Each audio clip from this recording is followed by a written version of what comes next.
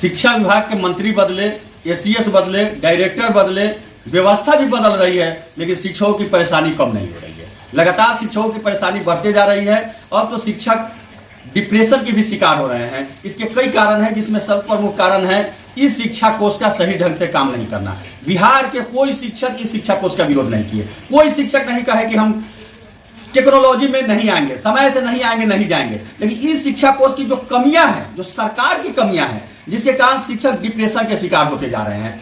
9 बजे से 10 मिनट पहले हाजिरी बनाना है और 4:30 में फिर उसको आउट करना है। लेकिन बहुत सारे शिक्षक हैं जो 8:30 से ही शुरू हो रहे हैं, 9, 9:30, 10 बजे तक उनका इन ही नहीं हो पा रहा है। बहुत सारे शिक्षक हैं जो इन तो हो जा रहे हैं, लेकिन शाम में 4:30 के बाद 6 बजे तक लगातार लगे रह रहे हैं, आउट ही नहीं हो पा रहे हैं। जो एक ही विद्यालय में, एक ही टेबल पर सारे शिक्षक बैठे हुए हैं। किसी की दूरी विद्यालय से 500 मीटर दूर बता रही है, किसी की दूरी विद्यालय से 800 मीटर, किसी की तो 3000 मीटर भी दूर बता रहा है। किसी का दिन भर बन ही नहीं पा रहा है। इससे शिक्षक काफी परेशान है। और हमारे जो अधिकारी हैं, वो पढ़ाई लिखाई से उनको मतलब नहीं है।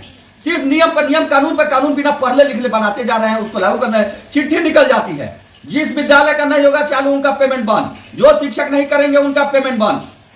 परसों की घटना है कि मेरे विद्यालय में एक शिक्षिका फर्स्ट डे जिस दिन शुरू हुई थी, 1 तारीख को 25 से शुरू हुई थी, लेकिन नहीं बन पाया। तो 1 को शुरू की बनाना, तो उनका नहीं बन पाया। 25 से लेकर 1 तक नहीं बन पाया। उसके बाद वो लगातार बना रही है, लेकिन उनका जो इस शिक्षा का नहीं है, इसका कारण वो डिप्रेशन की शिकार हो गई। दिन भर रोती रही। जब भी उनसे कोई पूछता है तो कहते हैं कि हमारे पहले दिन न बनल, हमारे पहले दिन नहीं बनल। नतीजा हुआ कि उनको इलाज कराना पड़ रहा है। ऐसे सैकड़ों शिक्षक का लिस्ट हमारे पास है जो डिप्रेशन के शिकार हो गए हैं, जो सही ढंग से काम नहीं कर रहे हैं। लेकिन सरकार को उससे मतलब नहीं है। उसकी सिस्टम कितना गलत है उससे उसको कोई मतलब नहीं। बस लागू कर दो, लागू कर दो, भाषण का भाषण दो। चूंकि आजकल जो बड़े बड़े पदाधिकारी है, रिटायर करने के बाद उनको भी चुनाव लड़ने का शौक बन गया है। इसलिए काम कम, पॉपुलैरिटी पर ज्यादा ध्यान दिया जा रहा है और उसका शिकार शिक्षक हो रहा है। जिस तरह अपने बच्चे के हिफाजत के लिए लोग खसी की बकरे की बलि चढ़ा देते हैं, उस तरह शिक्षकों की बलि चढ़ा दे रहे हैं। मैं सरकार से, सरकारी पदाधिकारियों से मांग करता हूं कि आप इस नौटंकी को बंद कीजिए और तमाम जो उसमें कमियां हैं उसको सुधार लीजिए।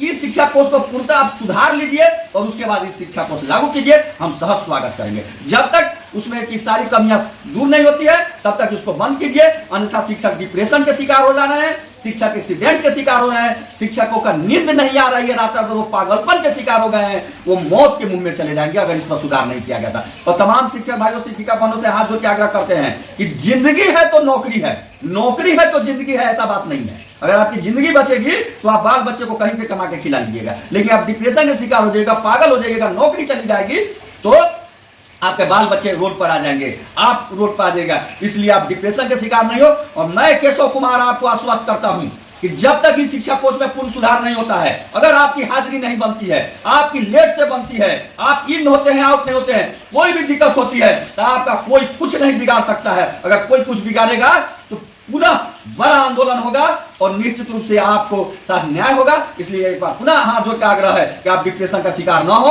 आप किसी भी दबाव में नहीं आए, आप समय से जाइए, समय से आइए, समय से विद्यालय में पढ़ाइए। बस इतना ही आपका काम है। बाकी ये शिक्षा कोष, डी शिक्षा कोष रोज आते रहेगा, जाते रहेगा और ये सरकार लोगों को पगलाते रहेगी। आप मत पगलाइए। इन्हीं शब्दों के साथ आपका केशव कुमार, प्रदेश अध्यक्ष शिक्षक संघ बिहार।